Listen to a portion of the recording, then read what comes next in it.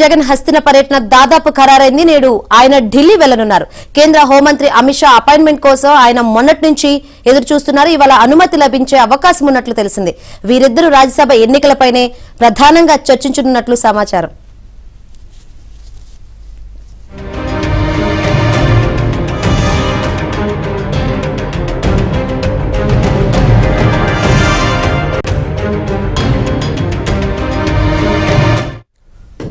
రాష్ట్రంలో టీడీపీ జనసేన కూటమి జోరు టిక్కెట్లు రాని వైసీపీ ఎమ్మెల్యేల తిరుగుబాటుతో సతమతమవుతున్న జగన్కు చెల్లెలు షర్మిల రూపంలో మరో సమస్య వచ్చిపడింది. పీసీసీ అధ్యక్షురాలిగా బాధ్యతలు చేపట్టింది మొదలు ఆమె అన్ననే టార్గెట్ చేస్తున్నారు.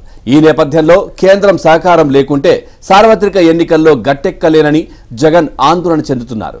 దీనిపై మాట్లాడేందుకే హస్తిన వెళ్తున్నారు.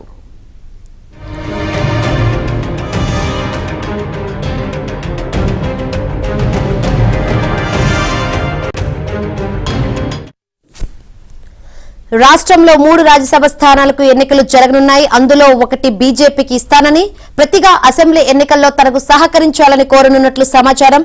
షా అపాయింట్మెంట్ కోసం వైసీపీ కీలక ఎంపీ ప్రయత్నాలు చేస్తున్నట్లు చెబుతున్నారు.